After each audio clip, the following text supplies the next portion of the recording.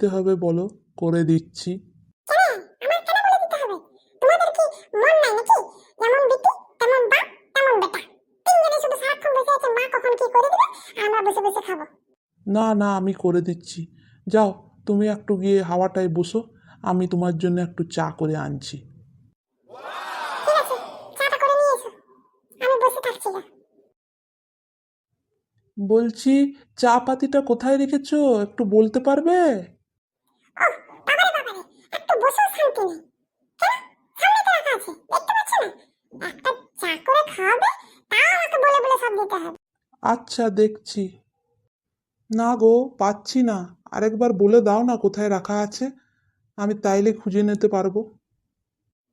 দেখো, ওপরের তাকটা খুলো, ওইটার ভিতরে একটা বড় বাক্স আছে, সেই বাক্সটার ভিতরে একটা জারের বয়াম আছে, ওই বয়ামটার ভিতরে একটা প্লাস্টিক আছে, সেই প্লাস্টিকটার ভিতরে দেখো চা পাতাটা রাখা আছে। এটা সামনে, এটা সামনে রাখা আছে, চোখের সামনে বলছি। এখনই বলতে গেলে লঙ্কা কাণ্ড বাঁধাবে। বাবারে বাবারে, ইয়ারা পারে গো বাবা, কোথায় কোথায় ঢুকাই রেখেছে। চা পাতি যদি ইয়ারা এত ভিতরে ঢুকায় রাখে, তাইলে আমার মারা পয়সাগুলা সোনা দানাগুলো যে কোথায় ঢুকাই রেখেছে কে জানে। 4 দিন ঘরের বাইরে গেলেও আমি খুঁজে পাবো নাই গো, যদি চেষ্টা করি যে দেখি কোথায় কোথায় রেখেছে। কি বললা? কিছু বললা? কি যেন শুনতে পাচ্ছি? পয়সা হয় না? কিছু বলছো কি? এই বাবা, শুনতে পেয়ে গেলো নাকি? না না, কিছু বলি নাই গো, কিছু বলি নাই। ওই চা পাতিটা তুমি এত সামনে রেখেছো না, সেটা দেখে আমার চোখটা ভরে এলো। সেই বলছি, বাবা রে, তুমি কত সামনে সব জিনিস রাখো, আমি শুধু শুধুই তোমাকে কেমন কথা শোনাই।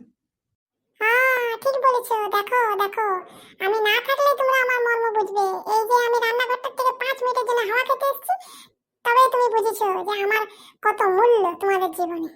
হ্যাঁ, সেই তো বটে, সবই তো বুঝতে পারলাম, কি বটে না বটে।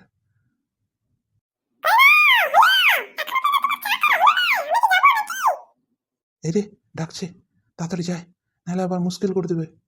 না না, যাচ্ছি যাচ্ছি, চা হয়ে গেছে, ফুটে এসছে, যাচ্ছি যাচ্ছি, তোমার জন্য নিয়ে যাচ্ছি।